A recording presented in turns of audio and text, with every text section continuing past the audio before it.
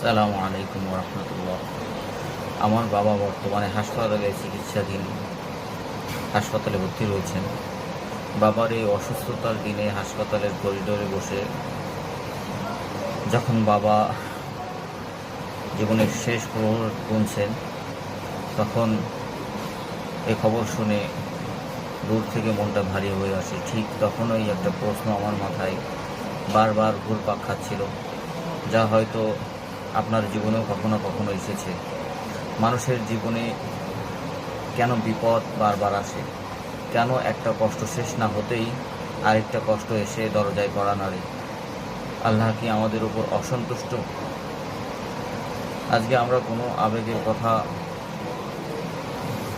এটা নয়, সরাসরি পবিত্র কোরআন এবং রাসূলুল্লাহ সাল্লাল্লাহু আলাইহি ওয়াসাল্লাম সহিহ হাদিসের আলোতে এই প্রশ্নের উত্তর দিতে পারি। এই আলোচনার মাধ্যমে আমার আপনার জীবনের কোনো বড় কষ্টের দিনে সান্ত্বনা হয়ে দাঁড়াবে ইনশাআল্লাহ।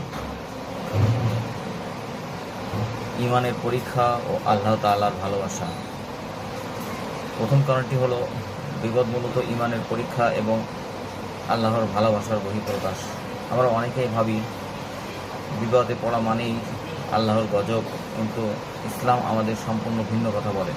মহান আল্লাহ তাআলা পবিত্র কোরআনে সূরা আল বাকারার 155 নম্বর আয়াতে স্পষ্ট ঘোষণা করেছেন, বিসমিল্লাহির রহমানির রহিম, ওয়ালানাবলুওয়ান্নাকুম বিশাইইম মিনাল খাউফি ওয়াল জু'i ওয়া নাকসিম মিনাল আমওয়ালি ওয়াল আনফুসি ওয়াস সামারাত ওয়া বাশশিরিস সাবিরিন। অর্থ, এবং আমি অবশ্যই তোমাদেরকে পরীক্ষা করব কিছু ভয়, ক্ষুধা এবং ধন সম্পদ, জীবন ও ফসলের ক্ষয়ক্ষতি দ্বারা, আর আপনি সুসংবাদ দিন ধৈর্যশীলদের। তাহলে দেখুন, স্বয়ং আল্লাহ বলেছেন তিনি পরীক্ষা করবেন। এখন প্রশ্ন আসতে পারে, এই পরীক্ষা কার উপর বেশি আসে?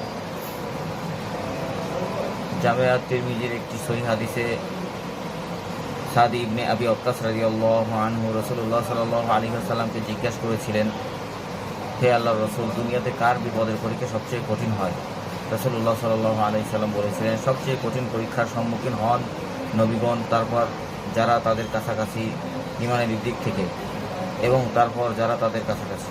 অর্থাৎ আপনার জীবনের বিপদ বারবার আসছে মানে এই নয় যে আল্লাহ আপনাকে ঘৃণা করেন, বরং হতে পারে আল্লাহ আপনার ঈমানের স্তর দেখে আপনাকে তার প্রিয় বান্দাদের কাতারে শামিল করতে যাচ্ছেন। 2, গুনাহ মাফ ও আত্মশুদ্ধি। দ্বিতীয় কারণটি আমাদের জন্য একটি